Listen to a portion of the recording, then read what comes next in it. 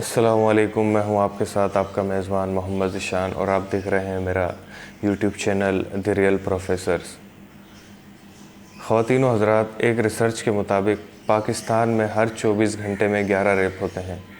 पिछले 6 सालों में 22,000 रेप के केसेस दर्ज हुए हैं। इनमें से 4,000 मुकदमात अदालतों में ज़ेर समाअत हैं। अब ज़रा दिल पर हाथ रख कर सुनिए, पिछले 6 सालों में सिर्फ 77 मुलजिमों को सज़ा हुई है और सिर्फ 18% केसेस प्रोसिक्यूशन की सतह पर पहुंच पाए हैं।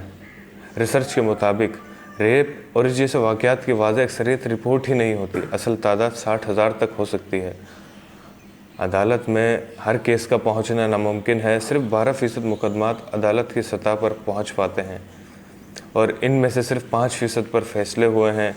इनमें 1100 लोगों को बाइज़्ज़त बरी किया गया है। तफ्तीशी अदारों और निज़ाम इंसाफ को परख कर इंतहाई एतमाद से अर्ज़ कर सकता हूँ कि उस्मान मिर्ज़ा जैसा ताकतवर आदमी कभी भी अंजाम को नहीं पहुँच पाएगा।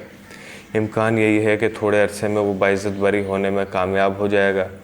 वैसे हमारी सियासी जमातों को ऐसे मजबूत लोग चाहिए और अंदरून खाना कुछ एहतमाम तो हो रहा होगा। उस्मान मिर्ज़ा और इस जैसे लोग हमारे निज़ाम की असल तस्वीर हैं, गलीज़, भयानक और बदबूदार तस्वीर। ये सब कुछ शायद मेरा वहम हो। ये शायद इस मुल्क में लड़की लड़के को बरहना कर कर उनका रेप करना या करवाना जुर्म रहा ही नहीं है। वजह यह है कि हमारे तफ्तीशी और अदालती इंसाफ का ज़मीनी हक़ाइक़ से किसी किस्म का ताल्लुक़ नहीं होता। गुमान है कि उस्मान मिर्ज़ा वाले केस में भी हस्ब रिवायत कुछ नहीं होगा। चंद दिन पहले जब उस्मान मिर्ज़ा और इसके साथियों की बदमाशी की तस्वीर सोशल मीडिया पर देखी तो दिल बैठ गया। ये तो इस्लामाबाद का किस्सा है, जहाँ बेपनाह वसाइल देकर इंतहाई अच्छी रेपुटेशन वाले अफसरान लगाए गए हैं, जहाँ के पुलिस बज़ाहिर बहुत उम्दा काम करती है, जहाँ अफसरों की एक फ़ौज मौजूद है, रियासती अदारों के बड़े बड़े दफातर हैं, खुफिया एजेंसियों के अफराद चप्पे चप्पे पर मौजूद हैं। मगर उस्मान मिर्ज़ा और उसके गुरूह इन सब सरकारी लोगों की मौजूदगी में तवातर से रेप और ब्लैकमेलिंग, धमकी, धोखाधड़ी करता रहा। एक गेस्ट हाउस में खुफिया कैमरे लगाकर आने वालों की फिल्में बनाता रहा। इनकी फॉरेक्स कंपनी डबल शाह के मॉडल पर आम लोगों को मुसलसल लूटती रही। इनका अज़ाब अनगिनत लड़के और लड़कियां मुसलसल झेलते रहे, ब्लैकमेल होकर पैसे दिए जाते रहे। इससे अंदाज़ा लगा लीजिए कि हमारी खुफिया एजेंसियां कितनी नाअहली और सुस्ती का शिकार हैं। कानून नाफिज करने वाले अदारे मुँह में चुस्नी लेकर खामोश बैठे रहे, मगर उस्मान मिर्ज़ा और इसके साथी दारुल हुकूमत में घिनौना खेल खेलते रहे बग़ैर किसी रोक टोक के। वैसे अगर स्कॉटलैंड यार्ड जैसे या किसी दूसरे गैर मुल्की मोतबर अदारे जैसे तफ्तीश करवाई जाए तो आपके जहन भग से उड़ जाएंगे। अभी तो इन सरकारी शहजादों के नाम नहीं आए जो इस गुरु से मुस्तफ़ीद होते रहे हैं, इससे फ़ायदा उठाते रहे हैं, अय्याशियाँ करते रहे हैं। इंतज़ामिया का भी भरपूर हिस्सा रहा होगा। दावे से कह सकता हूँ कि उस्मान मिर्ज़ा को किसी न किसी ताकतवर शख्स की भरपूर हिमायत और उसका आशीर्वाद हासिल है। ये तमाम भयानक जराइम और मजालिम किसी सरकारी सरपरस्ती के बगैर हो ही नहीं सकते। जिनसे मुखातिब हूँ वो सब जानते और समझते हैं कि इसका सबूत मेरे पास ये है कि अभी तक उस्मान मिर्ज़ा पर कोई क़यामत नहीं ढाई गई।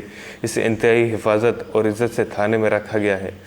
कोई इसे 3rd डिग्री का निशाना बनाने का सोच भी नहीं सकता, सिर्फ़ इसलिए कि हमारे मुल्क में हमारी पुलिस तशद्दुद करने के भी माकूल पैसे लेती है और तशद्दुद ना करने के भी माकूल पैसे लेती है।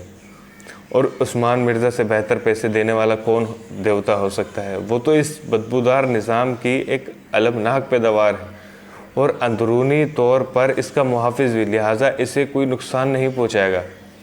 इस वक्त सोशल मीडिया की ताकत के सामने जिन अदारों ने वक्ती तौर पर हथियार डाल दिए हैं, घुटने टेक दिए हैं, चंद दिन गुजरने दीजिए, वो अपनी भरपूर ताकत के साथ वापस हमला आवर होंगे।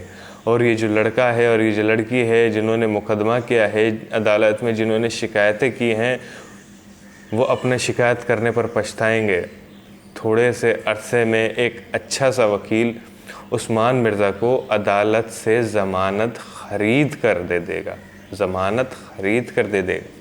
पुलिस हस्ब रिवायत इंतहाई कमज़ोर केस बनाएगी और फिर वही मामला रफ़ा दफ़ा हो जाएगा और फिर वही हालात हो जाएंगे। ख़वातीन हज़रात, ये तो थे मेरे ख़यालात। बाकी आपकी क्या राय है कमेंट्स में दीजिएगा। चैनल्स को सब्सक्राइब कर दें। वीडियोस को लाइक कर दें और मज़ीद ऐसी वीडियोस के लिए बेल आइकन को प्रेस कर दें। आपसे कल मुलाकात होगी। अल्लाह हाफ़िज़।